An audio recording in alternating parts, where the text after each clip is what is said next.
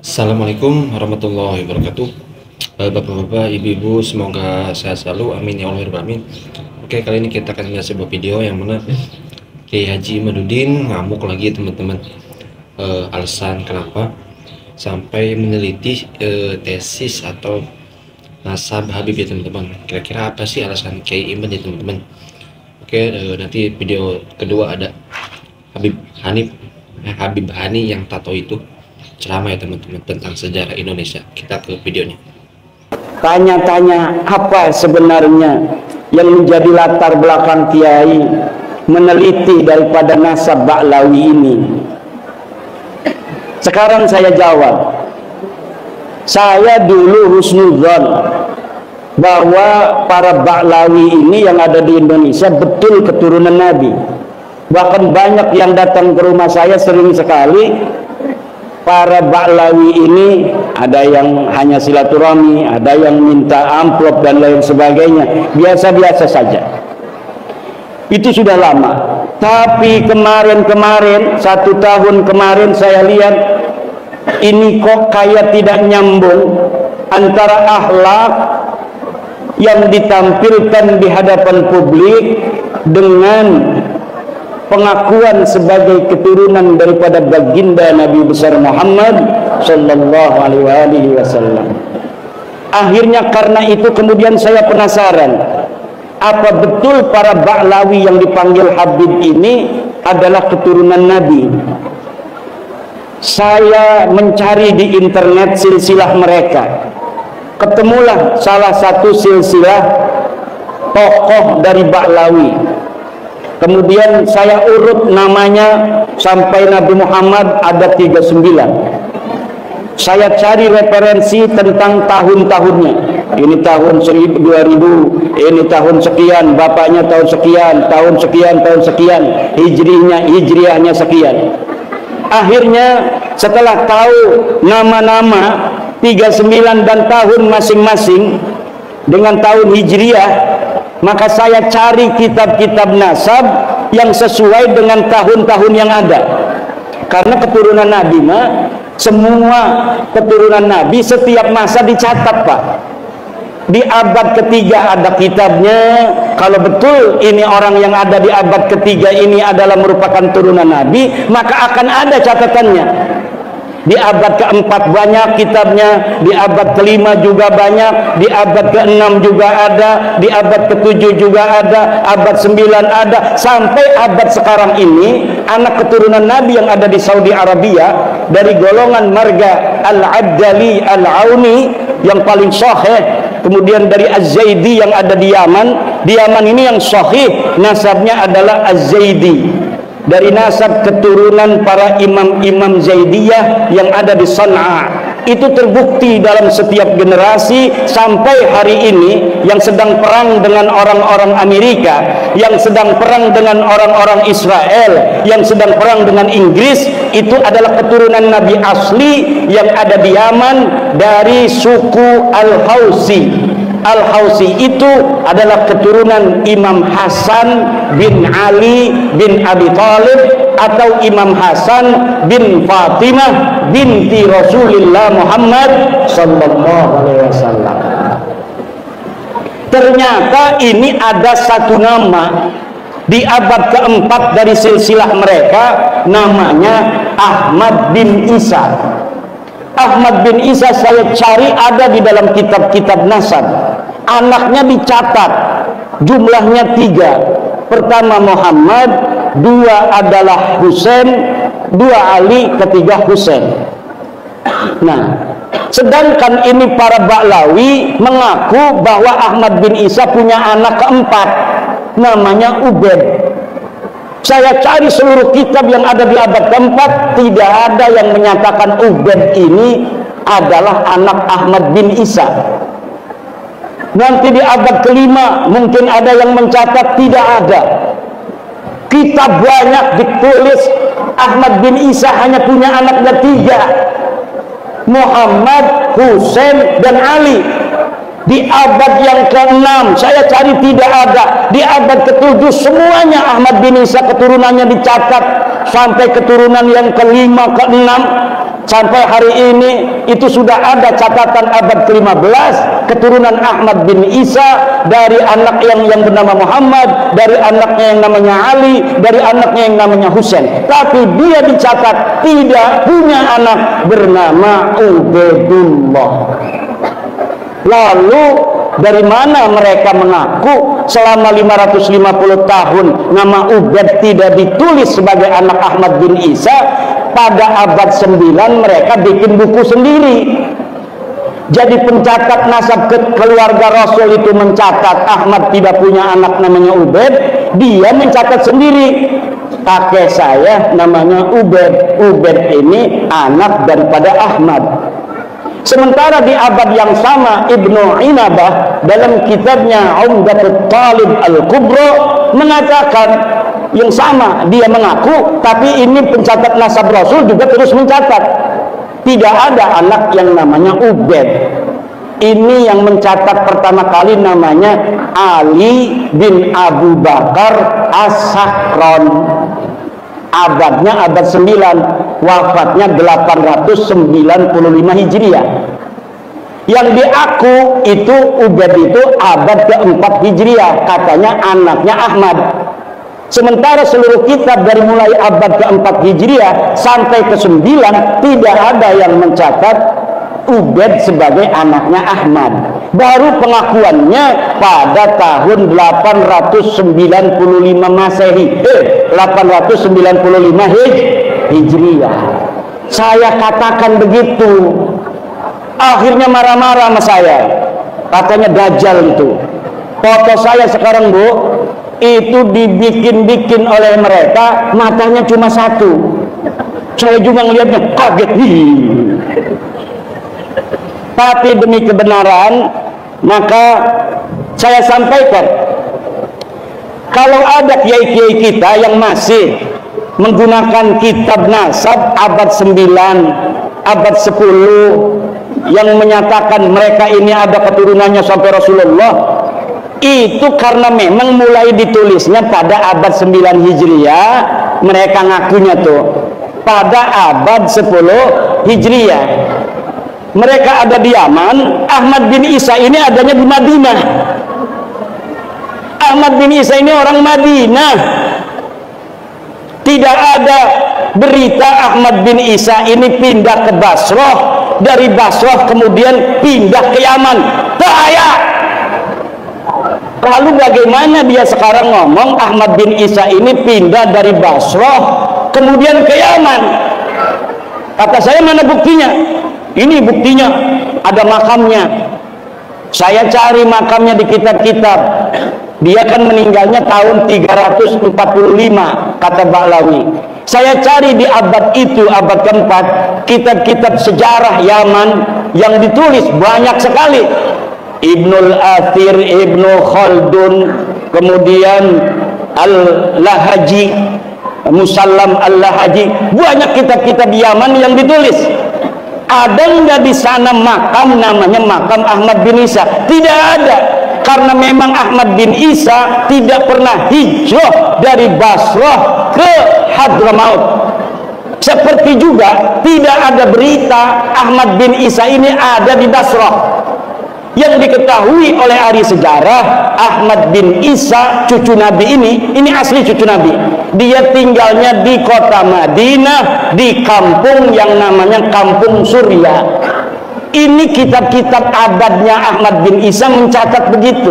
Dia adanya di Madinah, dia tidak pindah ke Basrah, apalagi pindah ke Hadramaut. Lalu bagaimana itu makam bisa menjadi ciri-ciri bukti bahwa Ahmad bin Isa pindah ke Yaman? Makam itu makam palsu. Makam bisa bikin, Pak Lurah. Tadi yang tidak saya sebutkan nama-namanya tanpa mengurangi rasa hormat dan khususan jamaah Cilongo semuanya, saya menyampaikan atas nama pribadi Hani bin Yahya Segaf dan keluarga, dan juga atas nama Aba Lutfi bin Ali bin Hashim bin Yahya minal aidin wal faizin, mohon maaf lahir batin Alhamdulillah, alhamdulillah ini hari kita dikasih umur, dikasih nikmat, bisa kumpul lagi di sini di dua acara yang istimewa. Satu, kita mengingat kembali, meminta barokah dan sir dari sahabat magam Abu Ya Sepuh dan Abu Ya Uci, serta kita juga bisa berkumpul di kesempatan yang luar biasa. Mungkin setelah 3 tahun ini kita tidak bisa pulang kampung, tidak bisa berkunjung sama keluarga karena PPKM dan lain-lain. Ini tahun alhamdulillah kita bisa menyelesaikan ibadat puasa dengan tenang, dan ini hari kita bisa kumpul untuk merayakan halal bihalal. Tadi selalu memang ini udah seperti kebiasaan, Abanto paling senang kalau buat jebakan buat saya. Tadi malam itu saya nggak bisa tidur semalaman, nggak tahu gelisah hati kenapa nggak bisa tidur semalaman, sampai biasanya kalau habis subuh itu jam 6 jam 7 saya udah ngantuk, udah tidur. Nah tadi sampai jam 11 masih belum ngantuk-ngantuk. Iseng saya buka di TV, pasang YouTube, keluar tiba-tiba Al-Maghfirah Mbak Uci membahas satu artikel tentang Manghani. Karena beliau berbicara pakai bahasa Perancis, saya nggak ngerti, saya cuma numpang GR-nya aja. Karena ada sama namanya nih Manghani. Saya liatin nggak terasa ketiduran. Habis ketiduran, melek-melek habis asar, saya lihat di telepon ada Kang Wasi, Beb, acara Hall Akbar. Nggak tahu berita dan nggak tahu kalau ada cerita ini hari ada acara Hall Akbar. Saya bilang memang luar biasa, mereka ini tahu kalau saya ini wartawan biar nggak ada persiapan. Jadi dikasih injury time, detik-detik terakhir baru dikasih tahu. Saya bilang, kata Abah disuruh merapat, Beb, katanya. Bisa atau enggak? Saya bilang ini perintah, nggak pakai bisa, pasti bisa insya Allah. Nah saya coba telepon teman-teman yang ada kendaraan. Saya kebetulan di Gunung Hubudunya, Sukabumi.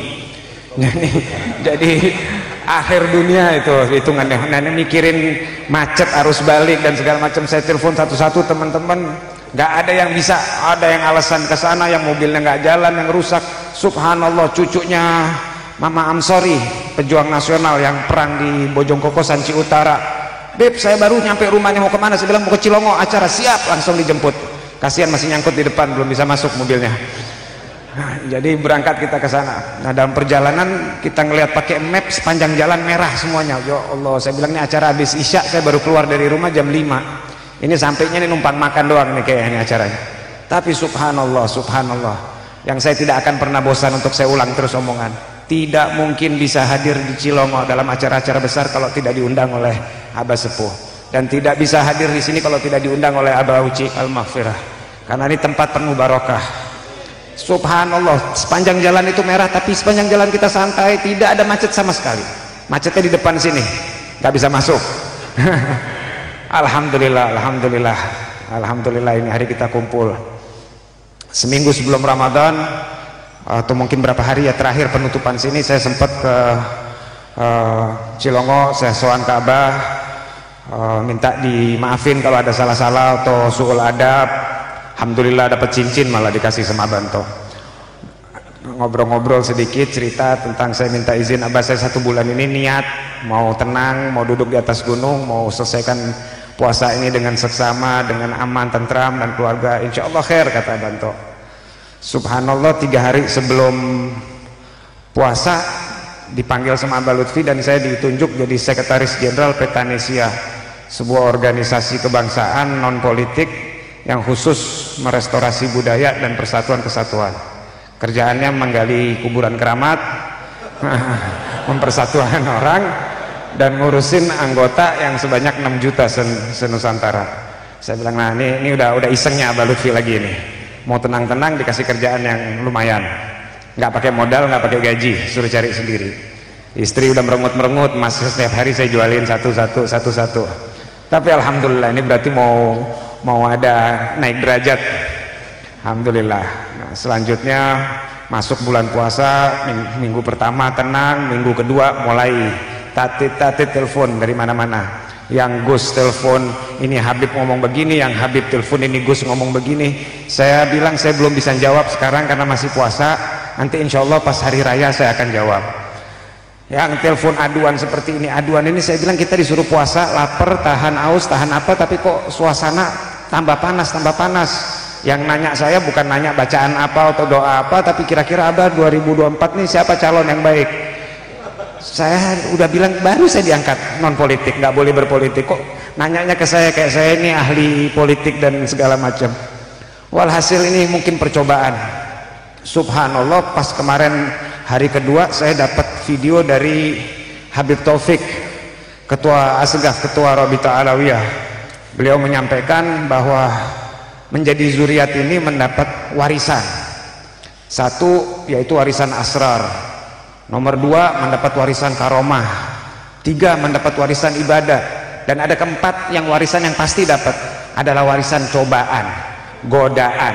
Nah, ini jawabannya. Berarti memang kita diciptakan untuk digoda dan dicoba, bukan untuk senang-senang. Ibaratnya menjadi ulama, menjadi habaib, menjadi kiai, itu dokter yang melayani orang yang sakit. Jadi kalau ada habib atau ada ulama yang minta dilayani, berarti ulamanya itu sakit atau habibnya sakit. Jadi perlu dokter juga. Alhamdulillah, ini hari kita bisa kumpul di sini. Sedikit saya mau cerita pengalaman. Saya sempat jadi wartawan perang selama 20 tahun dan saya sudah pergi ke 82 negara. Dan saya sempat merayakan Idul Fitri di beberapa negara. Biasanya setiap bulan pas hari Idul Fitri itu kita sembahyang, pulang dari sembahyang Id paling salaman minal aidin wal faizin, minal aidin wal faizin, Id Mubarak, itu selesai masing-masing pulang ke rumah. Hanya di Indonesia yang ada ditambah mohon maaf lahir batin. Di mana-mana perayaan di Indonesia ada mohon maaf lahir batin, karena Indonesia memiliki satu ciri khas. Indonesia adalah bangsa yang sudah bertuhan dari zaman awal. Indonesia adalah manusia-manusia yang berbudaya dan berakhlak. Datangnya Islam ke Indonesia, masuknya Islam ke Indonesia hanya menyempurnakan tradisi yang luhur. Nah, selama saya di Petanesia ini, saya mempelajari bahwa hampir setiap kerajaan yang ada di Nusantara ini, kalau nggak mantunya, rajanya sendiri dan adik rajanya, keluarga rajanya ada hubungannya sama zuriat. Dan kalau saya pikir lagi, kok bisa segini banyaknya zuriat yang ada di Nusantara ini, untuk apa?